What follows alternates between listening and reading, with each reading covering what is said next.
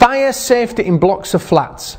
This 4-day course will look at the issue of fire safety in blocks of flats and the specific issues that these occupancies raise.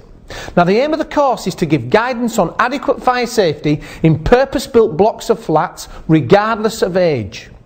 The course applies to flats, maisonettes, houses of multiple occupation and sheltered housing, and it's also applicable to situations where flats are located above shops. It will give practical advice on how to assess the risk from fire and how to manage fire safety in blocks of flats. We discuss common issues found in blocks of flats with suggested fire safety solutions. The course aims to enable the fire risk assessor to understand the legislative requirements relating to blocks of flats and to be able to apply them in a consistent and reasonable manner.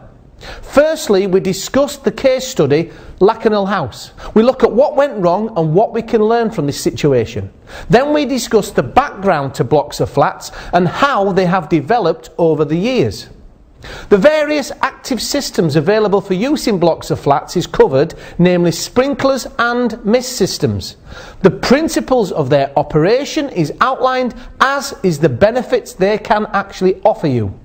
We then look at why blocks of flats pose such a serious risk and how they differ from other premises. We then look at the legislation affecting blocks of flats, in particular the overlap of legislation between the Housing Act and the Regulatory Form Fire Safety Order. The protocol that exists between the local authority and the fire service is also discussed. The 4 types of fire risk assessment which are suitable for blocks of flats is covered in detail. Then we look at who should carry out a fire risk assessment in a block of flats and how the responsible person can ensure their competence. The prevention of fire is a key area, as is housekeeping and looking at both zero tolerance and managed policies. We then look at the various ignition sources present in blocks of flats and how they can actually be managed.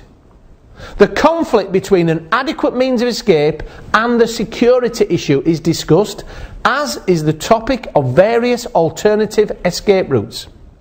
We then discuss the issue of evacuation strategies for various occupancies and when a stay put policy may and may not be suitable.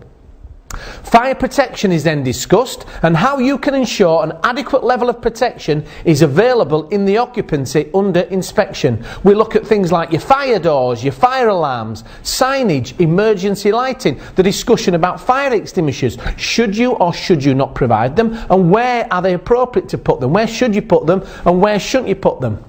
The importance of compartmentation is covered and examples of the various breaches is discussed. In other words, where you're going to find breaches that you should be looking for. Finally, we look at some case studies where deficiencies in the levels of fire safety can be justified by applying a risk-based approach. Now, attendance on this course will be a major benefit to those in the industry and is aimed at all those involved with any aspect of fire safety in blocks of flats. We're talking about consultants and contractors carrying out fire risk assessment.